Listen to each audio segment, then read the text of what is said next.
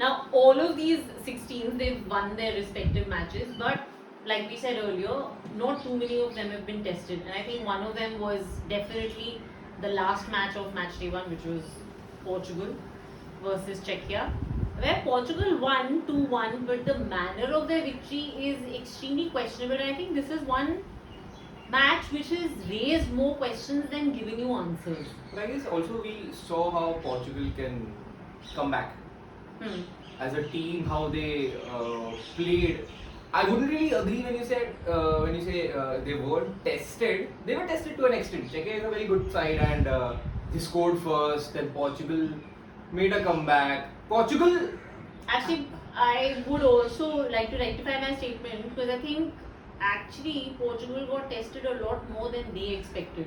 Czechia helped them out with that own Or goal. maybe Otherwise, what we expected. We expected them to just cruise along. we expected something For like that easy 5-1 sort of a score. Not 5-1, but more convincing than this. Exactly. It didn't happen. It didn't happen. It was a very scruffy win. Eventually, they had a lot of possession. They weren't really able to create those many good chances. They had those little moments in the first half. In the second half, I guess they had to be a little bit more urgent when after trailing. But yeah, they need to create more chances if you have such amount of possession and those many creative players. Talent. Yeah, so many talent, so much talent. Yeah, Bruno and everyone, they were trying to create those chances, but they didn't look dangerous. I think that's what we want to say.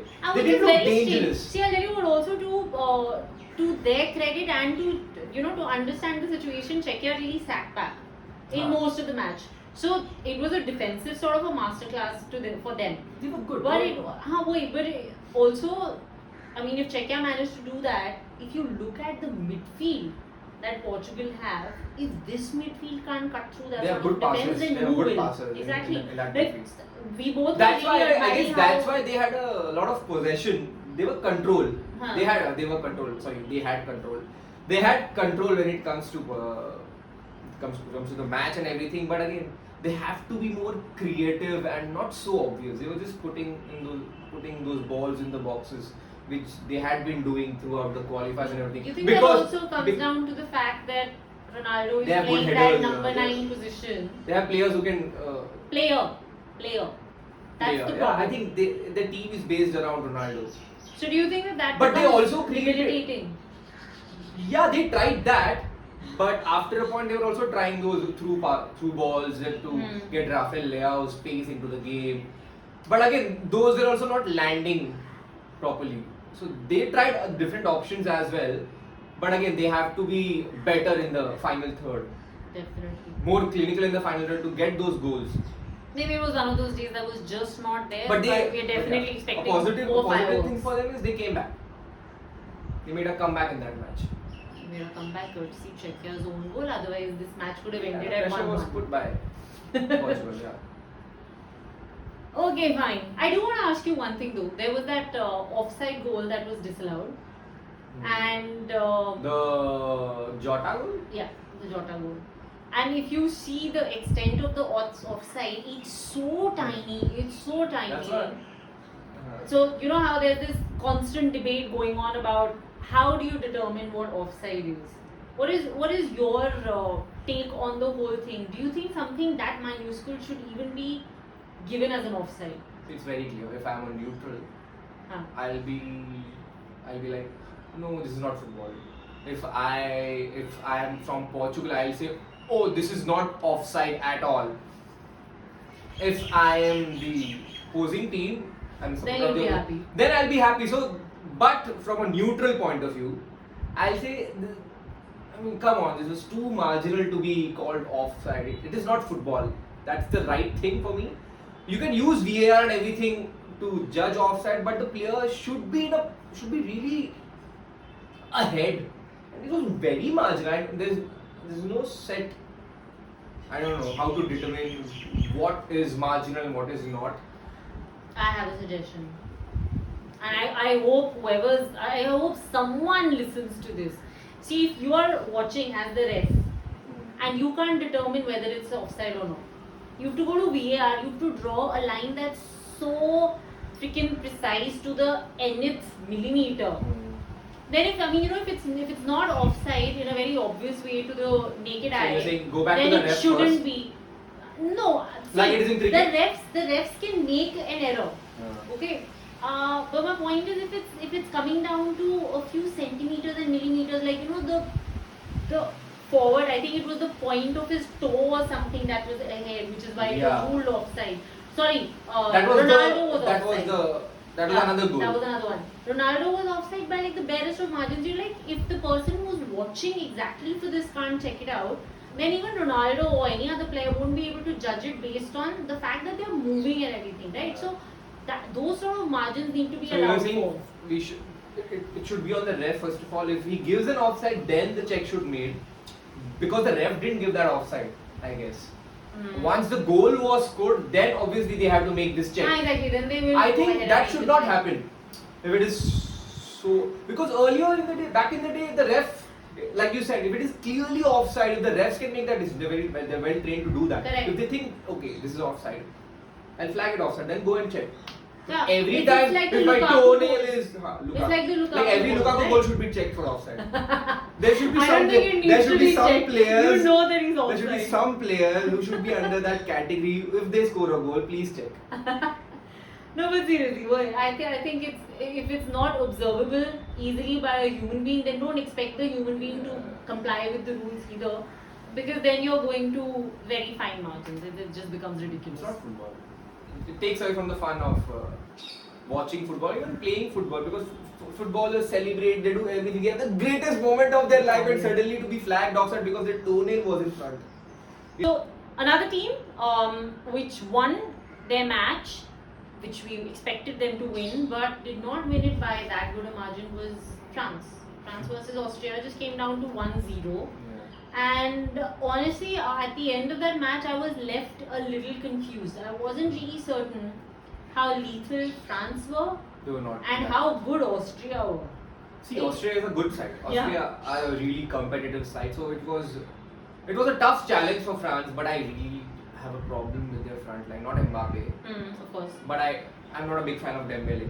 He's good. He's very inconsistent.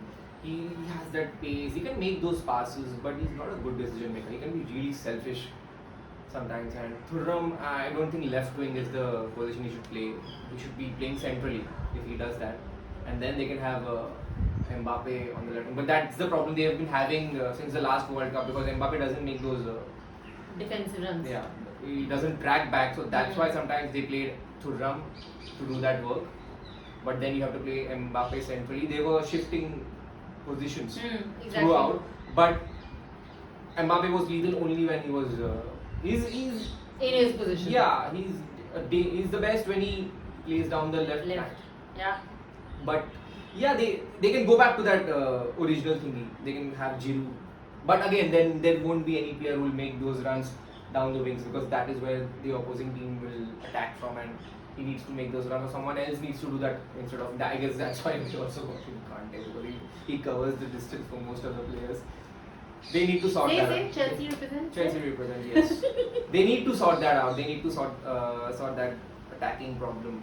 The front three, I guess, they're not. They all are good individually, but together they're not as. No, they're not coming together as a good unit. Yeah, they have a lot of pace, but they don't look solid. They don't have that team. They don't look like Messi, Suarez, or Neymar. No one looks like that. But Don't go there. that I'm just saying. I'm just comparing. I'm just saying at least a bit of more chemistry between them and good decision making will save them. But that's the problem. One problem for France is the fact that Mbappe has broken his nose, and I think it's pretty much a done deal that he may not play the next game, because he may not be ready. He'll have to wear a mask for the remainder of the Euros while playing, because he's injured his nose. And it's very interesting, when you hear footballers talking about it, the nose, like even if you were to hit it, It bothers you, no? It'll be on your mind. yeah, exactly. You'll So be around you'll it. just be very hesitant while even By going taking for a header. and the opposition team also, they also know. Yeah, exactly. They'll bother you with that. Yeah, They'll bother you. They'll nudge. They'll give a nudge. They'll do things to bother you. yeah. So I think But that could be very Rudiger problematic. played with a mask and he won the Champions League. People who played with masks have some amazing moments in their career. Fabregas, This one. there are a lot of players. In the World Cup. Aubameyang, if I'm not wrong. No, but listen, someone played with Guardiol. the mask in the Guardiol. So yeah, So yeah, and I'm sure Mbappe is also excited to wear that Ninja Turtle mask. if he gets to If wear he- it, I think he should. it I would think it should really be be more apt. fun.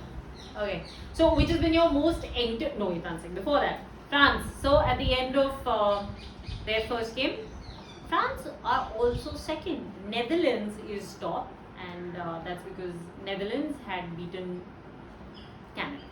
That's 4-0. But that's okay. Comes to the most entertaining game that you watched on Match Day 1. Yeah, my favorite game was Turkey.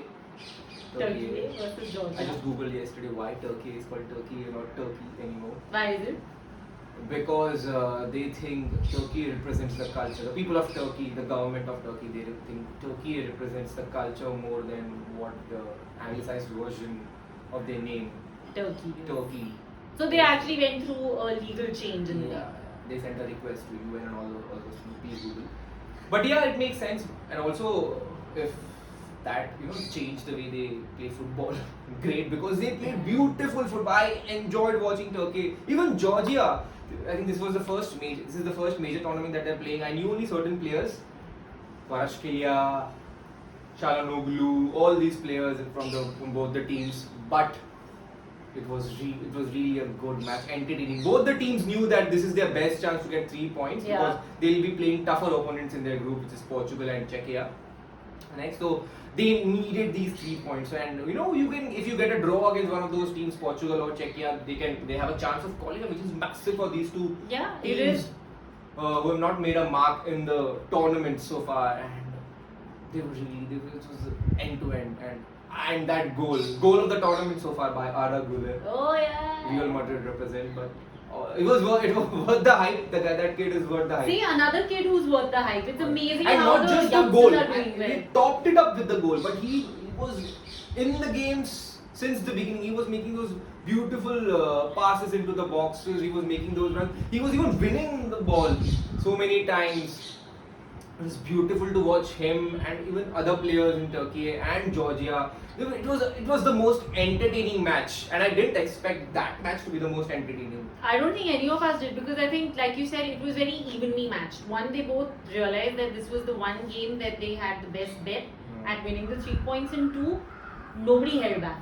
They were going for it till the whistle got blown. I think that last goal that got scored by Turkey was just really unfortunate for Georgia, because till then they were in the game and it looked like they could make it happen. I mean, also the fact that they didn't actually get a second goal was just unlucky by the end of it, because they got so many opportunities. They kept creating chances, but the conversion didn't happen. The last goal is the dream of everyone who plays FIFA. But that happens every time. At the end of the match, the keeper was on the other side. Yeah. When the team is taking the corner because they need a goal, and then you are waiting for your team to get the ball so that you can just put it into the box and score that amazing goal when the keeper is not there. And credit to Mohammad Kareem Aktürkoğlu. I hope I've said his name right, because a lot of times we've seen that these players will make the run and they will still miss it because there's just so much excitement. He took his time. He ran a bit. He could have gone for that amazing goal from half line, but he just went a little nearer to the post, and then when he was very sure, he took a good shot. Lessons there to be learnt, especially for a certain Lukaku, and that is your cue to talk about the game that disappointed you the most. Belgium, I don't think they're the same after Hazard or even after Roberto Martinez. Whatever that team was, which lacked the golden generation, as everyone calls it. De Bruyne is not the same De Bruyne. I think I don't know. I'm sure he wants to win because he's very competitive, but another City player. Somewhere deep down it feels he's not making those risky passes that he makes when he plays for City. Every time he gets the ball, he'll make those passes when he comes to it. It's as if he knows no one is there to receive the ball. Then what does De Bruyne bring to the team?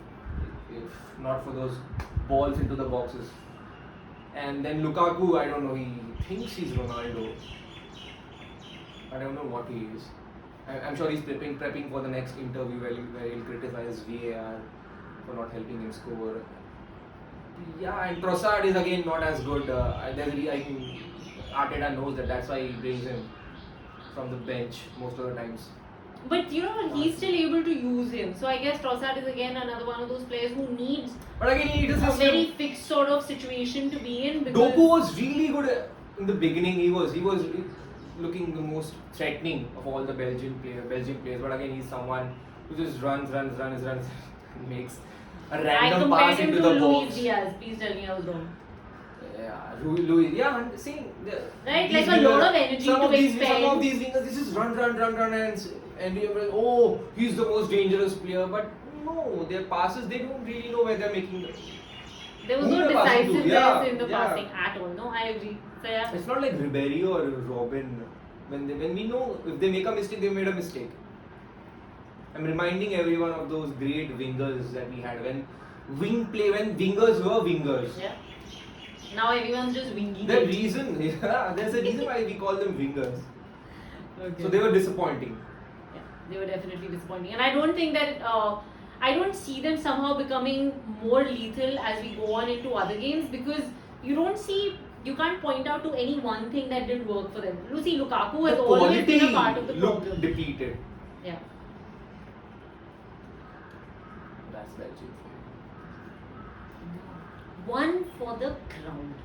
I mean, the crowds that have come out in support of the. I thought you were talking about how Qatar and India's match turned out.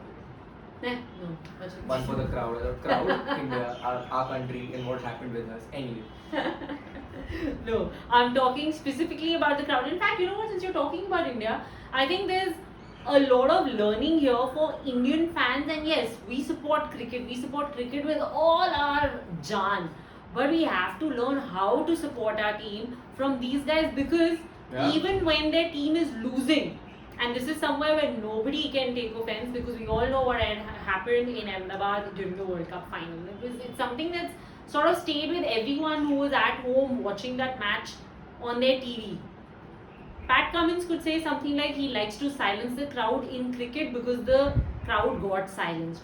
Not happening in football. My God, that crowd. And it happens for every team. It's not just because it's happening in Germany that the home crowd is loud, right? Even smallest of Turkey teams like and Turkey Georgia. or Georgia or Albania, all these teams, they know before coming into the match that they hardly have a chance to even get a point from that match. Still, they'll support their team as if the team is going to win this tournament, and I'm sure they believe that also. They go all out, yeah. I mean, it's so heartening to see that sort of atmosphere. This is a good delusion. Yeah, no, absolutely. Because that helps your team.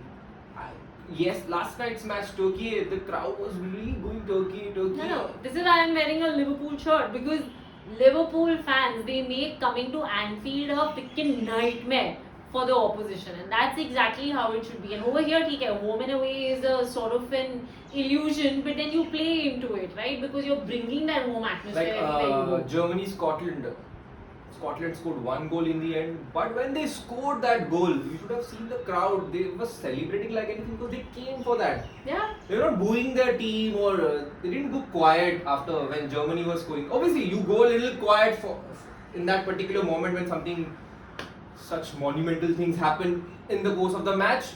Right, but in the moment, not but then you also understand that okay, your team needs your support. Then those chants come in, that which lifts your team.